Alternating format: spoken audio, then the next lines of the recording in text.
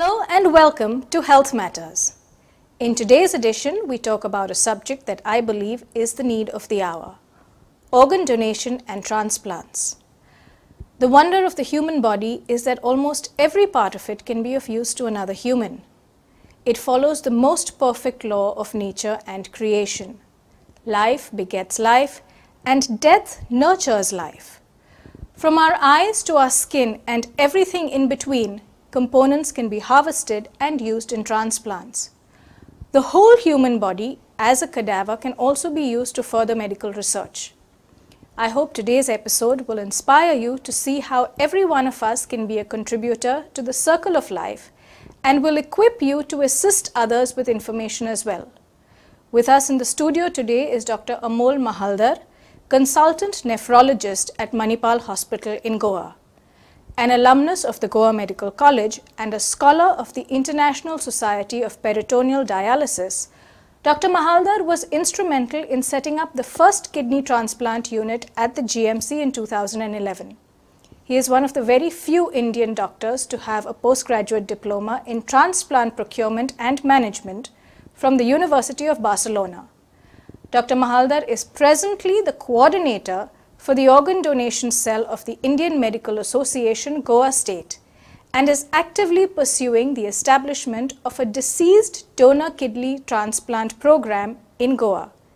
And as such, he is ideally placed to be our resource person on the show today. Thank you for agreeing to this interview today, Doctor. At the outset, could you give us the lay of the land? How many people are in need of an organ donor for any organ at all? So the last statistics which are available in the 2016 Lok Sabha in India has said that around 2 lakh people every year develop kidney failure requiring dialysis or transplant. Okay.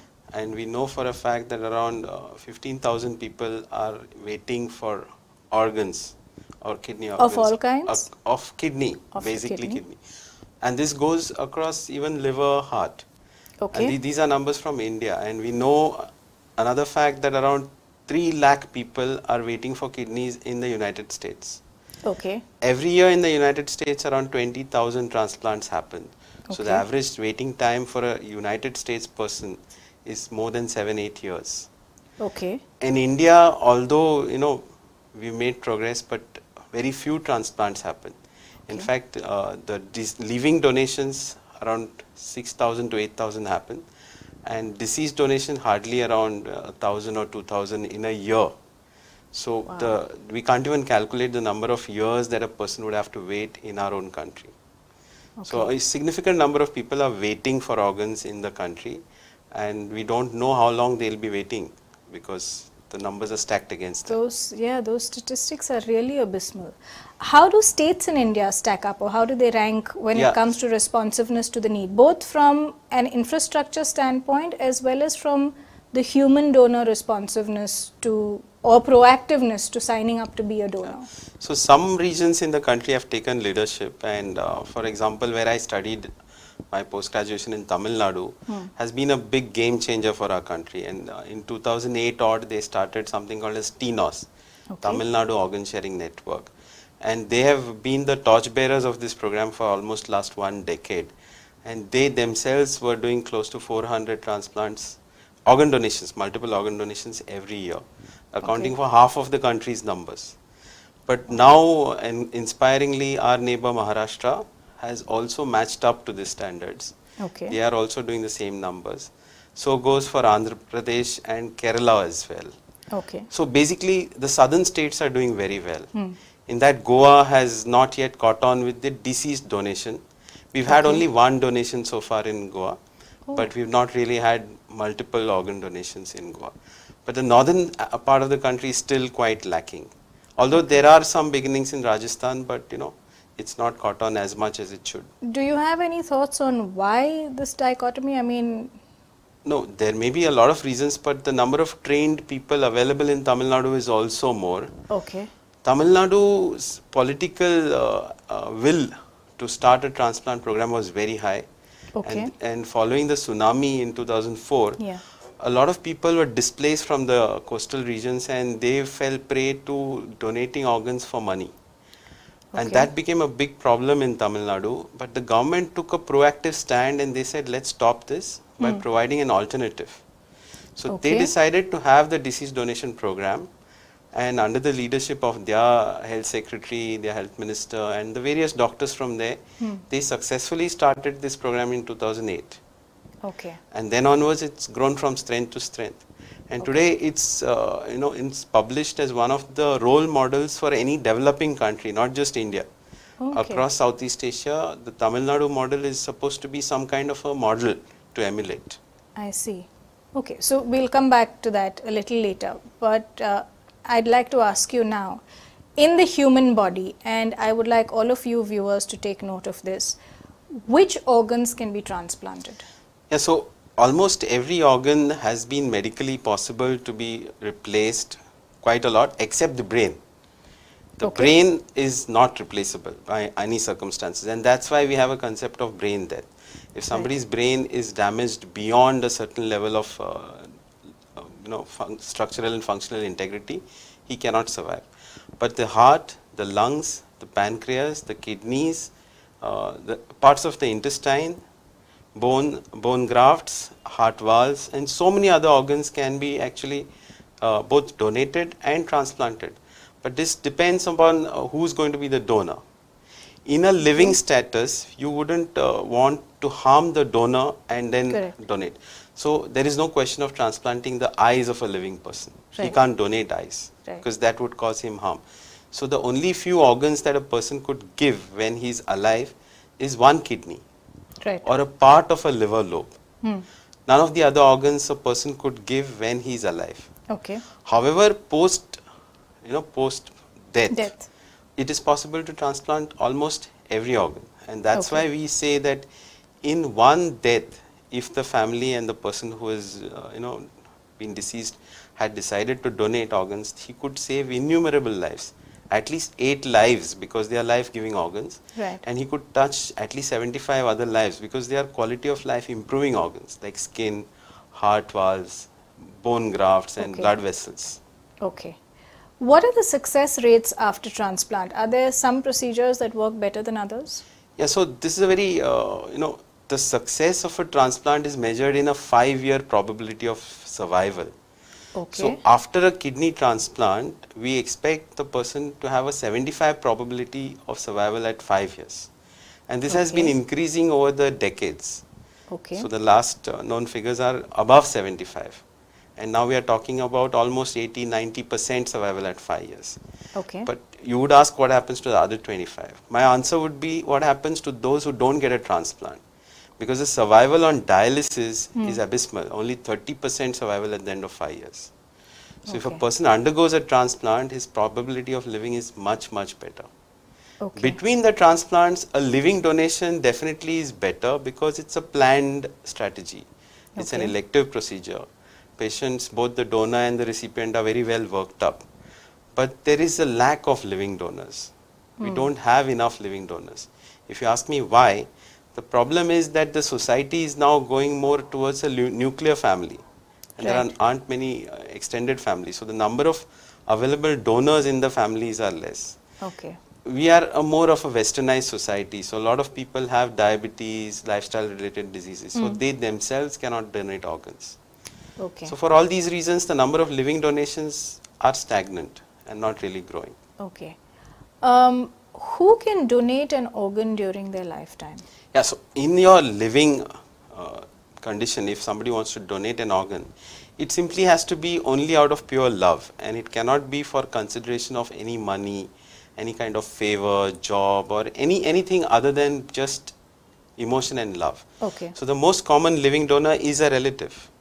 Either a spouse, a sibling, parents, children. Now the law has extended it to grandparents also and in-laws as well. So they are also considered as close relatives. So these people can donate to their loved one, without any problem. Even if you are not really related and you are a classmate, for example, or a very good friend, if you can prove that you are doing this for purely love and not for consideration of any money, a person could still donate. Who can donate organs after death? So almost anybody can will his organs to be donated after death. Okay. But it's in India, in our country, the right of the first right belongs to the kin of the person after death. Okay. So even if he or she has made a will that he wants to donate organs, unless the family agrees, it cannot be, valued. So the family has to agree, and if they agree, then the person can donate organs. Of course, there are medical contraindications, like somebody dying from a cancer. We wouldn't take his organs because then there's a risk of spread. Correct. Some infections, like HIV, for example, we wouldn't want to take those organs. But the requirement is so huge that there are patients who are HIV positive who are waiting. So we could still take organs of HIV positive, persons who are dying, and we could allocate them to people who are waiting who also happen to be HIV positive. Same goes for hepatitis B as well. Okay. Now, in the case of HIV positive or hepatitis B, are there certain organs that are less risky, or is the fact that there will be some blood vessels attendant, therefore? Most of the organs are all vascular structures, Right. so the risk goes equally, everywhere. Okay. The cornea is less vascular, but even then we wouldn't, it's still a risk. So. Okay. So apart from the liver and the kidney, which can be donated during life, everything else is postmortem? Is postmortem, yes. Okay. Now, can... A part of the liver. Right, a part person, of the liver. We actually calculate the person's body weight. Okay. And, what remains behind has to be at least 50 grams per kilogram of his own body weight. Okay. So whatever is excess above that, that only can be donated. That too, they do an anatomical study, whether it's possible to resect that much, whether the blood architecture, vessel architecture allows that or not. I'm not a liver expert, so technically that's not the best advice you will get. But still, it's only a part of the liver which can be donated. And does the liver regrow? Yes, so it's shown that the liver can regrow. Okay. In many cases, it goes back to the size that it was. Okay. Now, you talked about selling organs in the context of Tamil Nadu. Is that still, can it happen on the quiet? I mean, we talk about trafficking, etc., etc. But apart from that, is there any other organized structure that allows it being sold? It is a complete crime in our country to be, selling organs, buying them, or advertising for them, or in any way being connected with the organ trade. The 1994 Transplantation of Human Organs Act made this a punishable offense. And there has been an amendment in 2011 where the punishment has been increased. Now you could go to jail for 20 years. You might have to pay a fine of 20 lakhs. Okay. Convictions have been less. So that's why the trade could still be going on underground. Okay. But obviously above board is not. Stopped. Coming back to Tamil Nadu was called as the epicenter of illegal organ trade. So much so that in a 2002 JAMA article, there was a publication which blamed Tamil Nadu as the kidney capital of the world. But credit to the society there, they have changed this volte-face now. Means they have done so much good work. Now it's projected as a role model for other countries. Okay. And by promoting organ donation and making it possible to have disease donation, they have made the need for selling and buying organs obsolete. Right. So that's the way forward actually. If we have a good structured disease donation program, then this illegal trade of organs becomes obsolete. Yeah. Now, one of the better known streams of organ donation, and that's probably because you see a lot of literature or promotional messages around it, is eye donation. Could you tell us a little bit about that? So I think Aishwarya Rai has contributed a lot with her beautiful eyes. Yes, eye donation is one of the largest number of organs which are being donated. Our neighbor Sri Lanka, for example, donates a huge number of, it's a culture there to do an eye donation after every death. And the wonder about eye donation is that it can be done after any death. So a person could die at home or in the hospital, and still within 6 hours, if the eye bank is intimated, they could come and harvest the eyes. They do it in such clinical precision that you can't make out. They just take a microtome and a section of the cornea. It's not that the whole globe is enucleated. So things have progressed much better. And also eye donation is one of the icebreakers for us to ask for multi-organ donation. If a family would agree for eye donation, then we would pose the other question. So in Tamil Nadu we call it the Ramachandra protocol, because there is a Ramachandra Medical College there which started asking this question. Okay. And they've made, it's become an icebreaker to talk to a family, because in the grief period it's quite difficult to ask these questions. And if a family gives a positive response for the eye donation, they could as well go on and donate the other organs also. Okay. Now, what is the process of harvesting organs, and once the organs are received, how are they shared or distributed? Yeah. So the first thing we need to realize is that there are no organ banks. Unlike blood bank, there is no organ bank, because organs are highly vascular structures. They require continuous blood to be, oxygenated blood to be pumped across. So organ donation is possible only in a person who is brain dead. It's not possible after cardiac death. Of course, now there are advances, but still, it's brain dead person who could donate organs. Now, once we have identified a family, a person who is brain dead on a ventilator, we have spoken to the family has agreed, then we look at his clinical details. What is his blood group? What are his, other comorbidities, and which organs we could take, because sometimes if the person has a liver cirrhosis or a fatty liver, but the kidneys are okay, we could take kidneys, but not the liver. So that way it's a whole logistic exercise that goes on behind the scenes. And then these organs are already being allocated to who will receive them before even being taken out most often. Okay. Because the time duration in which they have to be transplanted is very short. For the kidney, it's around 12 hours. Okay. For the liver, it's barely 6 hours. And for a heart, it's 1 to 3 hours. In that much time, it has to be explanted from the deceased person, transported to the other point, and transplanted and functional in the other person. So that's how, so it's quite time bound, and we have to thank, the government agencies and police especially, because they organize this thing called as a green corridor, which makes the traffic stop. In fact, the former DIG of Goa was sharing with us that when he was in charge of the traffic movement in Delhi, he would give the vehicle carrying an organ the same importance as the Prime Minister or the President. So the traffic would stop, and they make sure that from one end of the Delhi, it will reach the other end within 30 minutes. So the heart could still be transplanted, and this happens all the time. So, based on what you just said, somebody dying of natural causes, which would not necessarily be brain dead because he wouldn't have been on a ventilator. Somebody just, you wouldn't be able to use... No, you wouldn't be able to use organs, because in natural death the heart stops, blood clots, and the organs become instantly unviable. But now in Spain, for example, and even in the US, they have, they have optimized their brain dead donation so much that there is no more brain dead donation that goes unidentified. So now they are looking at what are called as non-heart beating donors. So somebody arrives in the emergency department without a pulse, blood pressure. Or somebody is a witnessed cardiac arrest in the hospital, and they manage to, put him on some kind of a heart-lung bypass machine.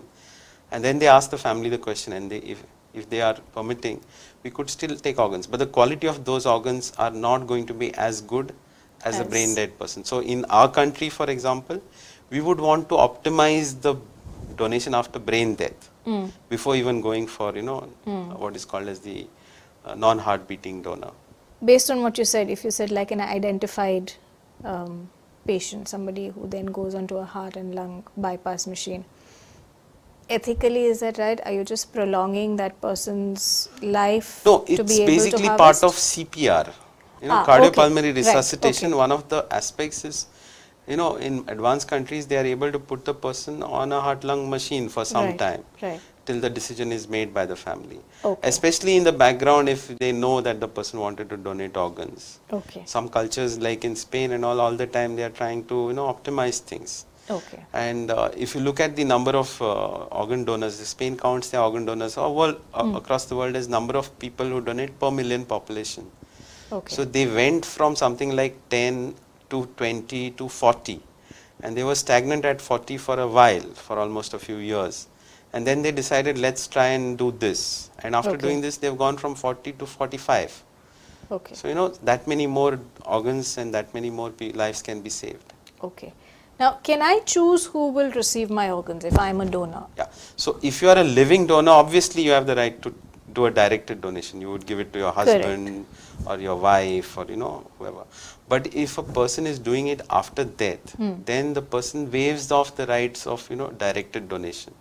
Okay. Because the organs or the it's a national resource. It becomes, to put it very bluntly, it becomes the property of the state, and it's allocated in a very legal fashion. Okay. So there is a nodal agency within the state, which even in Goa we have just started one. It's called as a State Organ and Tissue Transplant Organization, SOTO. Okay. So this is overseen by a regional organization, which is called a ROTO. Okay. Which for Goa is Mumbai. Okay. And like this, there are 5 ROTOs across India, and all of them report to the NOTO, National Organ and Tissue Transplant Organization. So this way, and all these lists are maintained in a very transparent fashion. They are available online to the persons who are listed. So you couldn't just bypass somebody. It has to follow a certain, seniority, depending on how old the person is.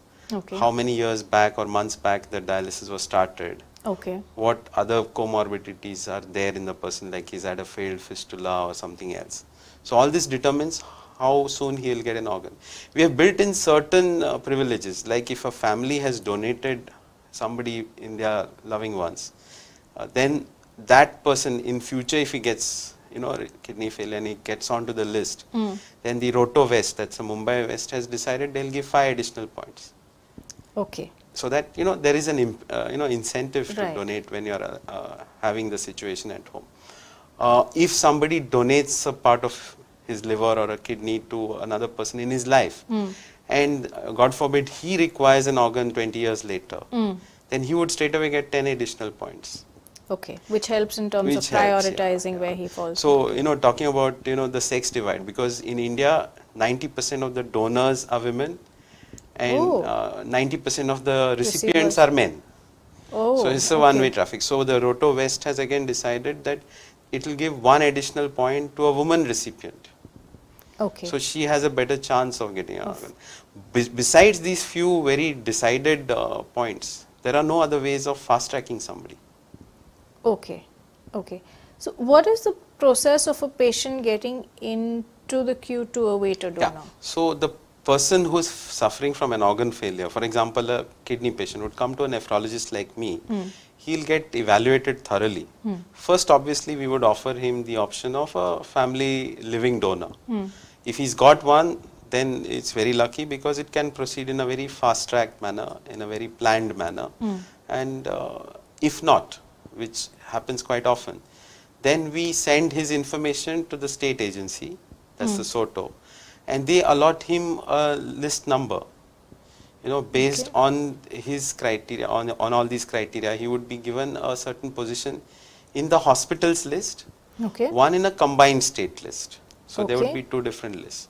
So then, depending on where the donation happens, he will get his, place in the list. Okay.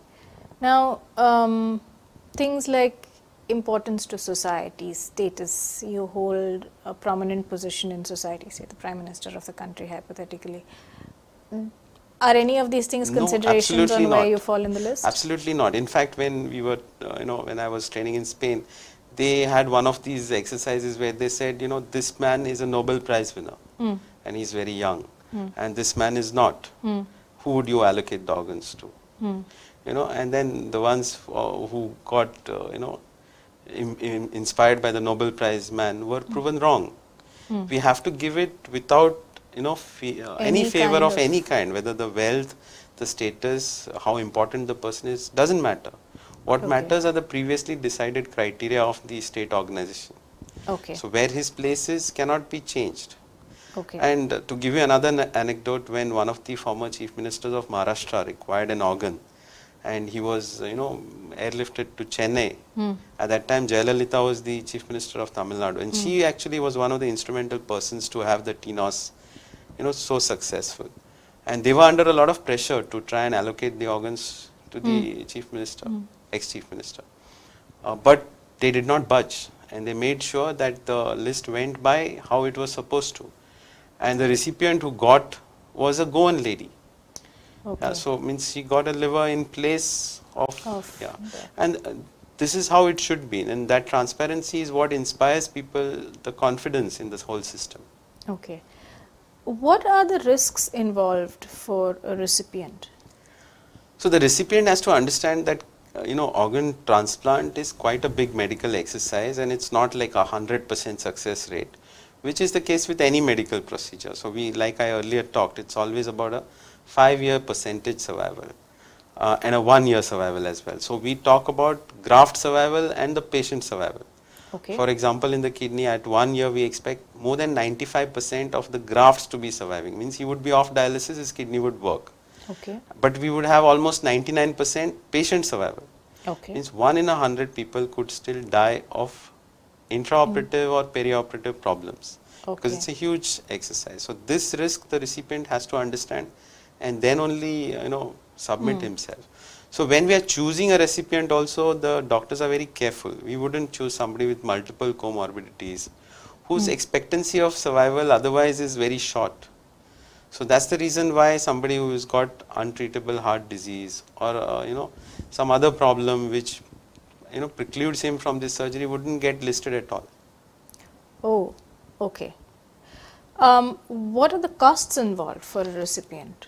Yeah, so because it's such a big exercise, in a private hospital, the cost of a kidney transplant would be somewhere between 6 to 10 lakh rupees, somewhere between that number. And in case of this is for a living donation, whereas in case of a deceased donation, the cost goes up marginally higher because some additional immunosuppressions are used. Okay. And certain other medicines are used. But then there is no cost to the donor surgery because it's... correct. Yeah. So if you add up both ways, the costs are the same. Okay. Yeah. So in the case of a living donor, then the donor the donor's surgery is also billed to the recipient. I see. Yes, because and usually it's the same family, so it doesn't really matter. Right. But to donate an organ, it should not cost anybody anything. Even in deceased donation, that's the main principle. So suppose some family has decided to donate organs of their loved one, then when we have diagnosed brain death, that's the time we stop the billing for the patient. Okay. And then we are keeping him beyond that only so that his organs could be, explanted and transplanted to somebody else's benefit. So then it should not cost the family that's donating. Right. This cost burden is either shared by the government or by the hospitals which are going to transplant those organs. So they would pay up for the additional costs for the donation. Okay. And how does the government aid come into play with So this? some places like Kerala, for example, has created a separate a body called KNOS, Kerala National Organ Share Network. Yeah. So they pay up for donor maintenance to the hospitals that are maintaining these donors. Okay. Directly. Okay. Irrespective of whether the organ is used or not. Whereas in Maharashtra, there is a system where the ZTCC is involved, the Zonal Transplant Coordination Committee. Okay. So they get fees from the hospitals which are going to use these organs, and they would compensate the hospital that's going to donate the organs. Okay. So all this, what I'm talking, applies to only the deceased donation. Okay. Yes. Right. Whereas the living donor's surgery is going to be billed directly to the person who is going to be receiving them. Okay. Yes. What are the risks involved for a donor? Yeah, so post-mortem there is no risk involved. So let's get that very straight. Yeah. And post-mortem, in fact, the the cosmetic outcome is taken care of. The family's wishes and their sensibilities are respected, and we give the best possible cosmetic outcome to the donor's remains. The mortal remains should look like they were as if without donation. Okay. To a living donor, we always counsel that there is a small risk involved. That risk could vary from 0.01% in a kidney donor to a 0.1% in a liver donor. But there is a definite very small risk involved of perioperative problems like bleeding, infection, very rarely even mortality. Okay. So that's the reason why we would, again, at the sound of sounding repetitive, I would say deceased donation is the way to go because there is no risk involved. You are not putting somebody under the knife just because somebody else has to be benefited. Deceased person's wishes are being fulfilled and some multiple lives are being saved. I'm just picking up on the bit that you talked about, the cosmetic outlook. And this, I think in people who go in for burials, this is sometimes a concern, Yes. quite often a concern. Like I remember when I said once, I said, I think I'll donate my eyes, and somebody said, oh, but won't there just be a hole? And I said, when have you ever seen somebody's eyes open in a coffin? Yeah, it was obviously a conversation in jest. And 2 days ago I had a similar conversation, and I said, but when you look at burial, typically the body is clothed, so nothing is seen. But this is definitely something that people pick up on without obviously having gone into the details. So can you talk a little bit about that? So we respect the family, and they are doing a great service to humanity by making it possible to donate their loved ones' bodies. Yeah. And we want to put them at the least inconvenience possible. So the hospital or the people who are looking after the donation make sure that there is no time delay in handover of the body. Yes. And also make sure that the cosmetic outcome is the best possible. So it would look as if somebody has undergone a post-mortem. In fact, just to share with you, when the first time I saw an organ donation happen, everybody moves with the organs out, and we are shifting them to the other OTs where somebody is going to receive. But the best surgeon, or sometimes even the plastic surgeon, or in our hospital, in Manipal hospital, our cardiac surgeon, the vascular surgeon, Dr. Rakesh, stayed back and he sutured the donor. The donor. So we make possible that the donor's outcome are the best possible, because this is a big social service they are doing, and we want to make it very smooth and very Palatable you can't in say many ways. Pleasant, but yes, palatable at least. Yeah. What about skin donation? Yeah, so skin is also possible to be harvested, and usually the back of the person, the thighs of the person, these are areas which are not easily visible. So the skin is harvested from such areas where, and these are large areas as well, so it wouldn't be cosmetically difficult. But we always ask the family, would they want the skin to be donated, and if they say no, then they could choose not to. Okay. How does one sign up to be a donor? Yeah, so to sign up to be a donor is a very easy thing. All these agencies that I mentioned, like Soto Goa, they have some site called as Nave Jeevit Goa. We at IMA, because I represent the Indian Medical Association, we have a site ima.goa.in. So if you go on this site, you would find the frequently asked questions answered very nicely. And you would also get a link where you could link yourself, you put your details in and become a donor. So all that would do is, you'll have to take your own photo from your smartphone. You could do it from anywhere. And once you put in all the details, you will get a mail in which you will get a soft copy of your card. But just to keep you informed that it doesn't count for anything if you are enrolled as a donor. It's more important that your family knows that you are a donor. Because when actually the situation happens that somebody is brain dead or is in a position that his or her organs could be taken, we always have to ask the next of the kin, and if they are aware that the person had expressed his willingness, then it would help make the decision. And if they are not aware, even if you have a donor card, nothing could go happen, be done out of it. And at that time, do they intimate the hospital, or does the hospital proactively ask? So is there any kind yes, there's a very nice question you asked, because now the amended rules are saying that there is something called as a required request. So because we doctors or the treating teams are always in the best position to know, that this person could become a donor. So the act has empowered us, the intensivists or whoever is treating the patient, to ask the family, would you want to donate? Because the family is in no position, they are already grieving and they are in tremendous stress. So we make a proactive question and ask, and that's where again that Ramachandra protocol comes, where we could approach the subject by asking about the cornea donation.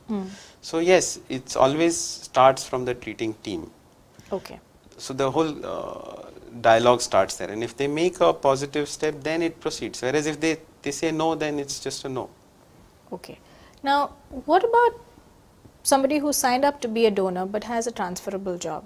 So say I've signed up in Goa, but then I moved to Bombay, or so like we at IMA are sharing our database with the NOTO. So they would be aware of who is a donor, but it just doesn't matter, like I told you, because if you are transferred and you are taken your card, even the other team knows that this person is a donor, but the family refuses, it doesn't matter. Whereas if the other team doesn't know whether you are a donor or not, but the family knows, and they tell at that time that we would want, you know, our person's organs to be used. Whether there is a card or not, it could still be used. So it's more important that the society understands this concept. That it's the, you know, our knowledge and our acceptance of the whole concept of brain death and organ donation that matters. Because I'm just thinking, in the case of, say, an accident victim who lives in a city which is not his home city, he has his card with him, family is not anywhere with him or her, whatever. And in the case of an accident, the police will typically take the victim to the hospital first before anything else can happen. At that point in time, if they were to find the donor card, so if they find a donor card, yeah, then the hospital's director, the medical superintendent, could make a suo motu decision on behalf of the person who's expired, especially if they cannot contact the family at all. Yeah, so, but these are very rare circumstances. But what you asked just now is about people traveling and having to donate. It happens. For example, in the last Olympics, some German athlete died in Brazil. You know, and then it was possible to donate organs in Brazil, and Brazilian people benefited from that. Yes. Now, compared to Kerala and Tamil Nadu, where you've been giving us examples, how are you going about, you know, advocating this in Goa, and what is the responsiveness that you find? So, you know, something that builds from scratch takes time, and that's one of the reasons why we've been a little, you know, we've been taking our own time. But from 2017, the Indian Medical Association has been trying to make very concerted efforts. So in Goa, for example, in 2017, after multiple rounds of talks with the government and then Health Secretary Sudhir Mahajan, we were able to pass the order that says that brain death is a legal status in Goa. And who are the doctors who could declare brain death? Because in this panel you need 4 doctors, and they come twice, 6 hours apart, and they do the exam. So that was possible in 2017. In 2018, we had the first brain death and organ donation in Manipal Hospital. But there were no recipients locally, so it didn't really, you know, become a regular feature. So now that the government of Goa has set up a SOTO in the Goa Medical College, we are hoping that, you know, we'll have multiple organ donations quite soon in Goa. Where can people get more information about? So like I said, you could either contact the SOTO people at the Goa Medical College, or you could simply visit the IMA website, ima.goa.in. And if you click on that from your smartphone, you will get all the information, or the NOTO website, notto.nic.in. So these websites will give you the official information, and all the frequently asked questions will be answered. Are there questions that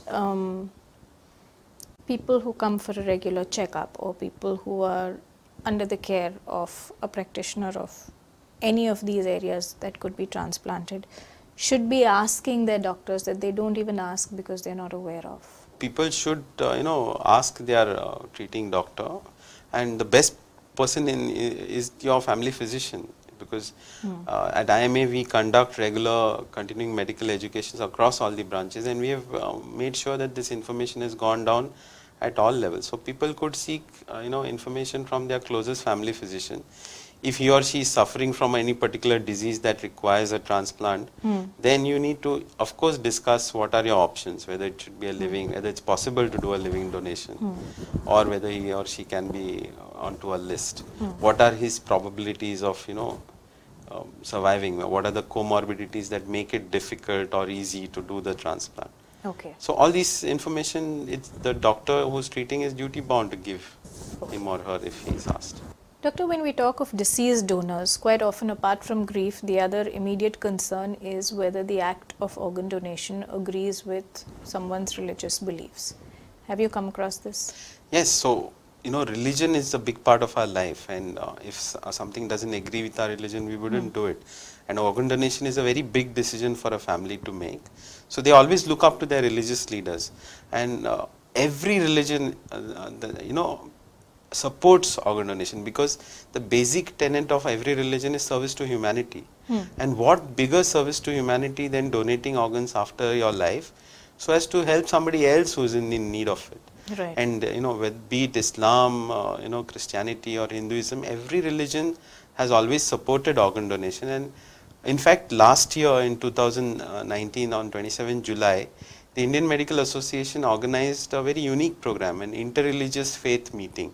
Okay. And we called religious leaders from all the three major religions, and they all came together. And in a show of solidarity, they declared their support, and this is what they had to say. बंदों की खिदमत पर बहुत जोर दिया है। क्या अगर किसी इंसान का कोई पार्ट जिस्म का बेकार हो जाए और उसकी जिंदगी इस बात पर डिपेंड हो कि जब तक ये पार्ट चेंज ना हो उस वक्त वो जिंदा नहीं रह सकता, क्या उस बेकार पार्ट को निकाल करके उसकी जगह अच्छा पार्ट यूज कर सकते हैं, डाल सकते हैं उसके अंदर? या अगर कोई शख्स अपनी जिंदगी में या मरने के बाद वो वसीयत कर जाए कि मेरा फला पार्ट दान कर देना या फला को दे देना या फला को डोनेट कर देना वगैरह वगैरह, ये और इस तरह के सवालात, क्वेश्चंस हमारे लिए बहुत ही अहम है। और ना तो खरीदे और ना ही बेचे। इस्लाम में पार्ट को खरीदना और बेचना दुरुस्त नहीं, इसकी इजाजत इस्लाम ने नहीं दी है, सिरे से नहीं दी है। अगर कोई शख्स डोनेट करता है, मुफ्त में देता है, तो लिया जाएगा। पैसा लेना चाहता है, अपने ऑर्गन को बेचना चाहता है, तो उसकी इजाजत इस्लाम नहीं देता। उसके बाद reward a part of one's own body for the health and well-being of another person is to be encouraged. Donating one's organ to a person who needs it for his or her functional integrity is a very noble gesture. It is a gesture, is a genuine act of love. He says that it is not a matter of giving away something that belongs to us, but of giving something of ourselves. So my dear friends, as I conclude, I would like to say, whenever we give a part of our body to a person who needs it, we become a blessing to that person. And we believe that those who become a blessing to others are blessed abundantly by God. Thanks for listening.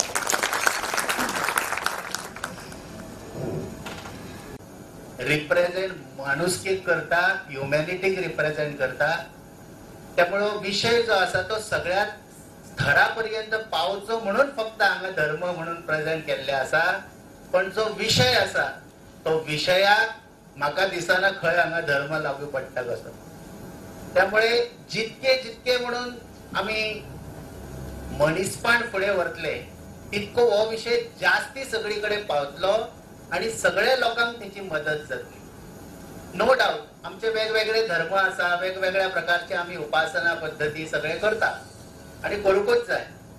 पण जेन्ना मनीसपण हो विषय येता किंवा माणुसकी हो येता किंवा ह्युमॅनिटी हो सब्जेक्ट फुडें येता तेन्ना ह्यो सगळ्यो गोष्टी ज्या ऑटोमॅटिकली फाटल्यान पावता. नो डाऊट की धर्म जे आसा ते माणुसकीच सगळीकडे प्रेझेंट करपाक सांगता किंवा शिक्षण जे आसा धर्मान ते माणुसकी फुडें व्हरपाचेर दिल्ले आसा. Oh, that's great to know. I think that it should help allay a lot of concerns.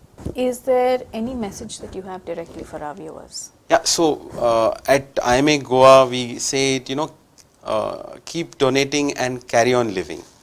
Keep giving, carry on living. So by donating your organs, you are at least saving 8 people's lives and you are making it a better quality life for at least another 50 people. So donation of organs after death is service to humanity. So you have to come forward and help this cause. Thank you, Doctor. It's been an informative discussion. I think it's been a comforting discussion in many ways in terms of clarification and clarity on a lot of things that a lot of gray areas that might exist in the mind around, what will the body look like should we decide to donate? Will it be visually palatable? How soon can it be done, etc. Thank you for all of this information and for making the time. And thank you, viewers, for watching. Remember, you can also rewatch this interview on YouTube. Just type in CCR TV Health Matters to get our complete series of interviews. Do give this matter a serious thought, and I hope it catalyzes you to positive action.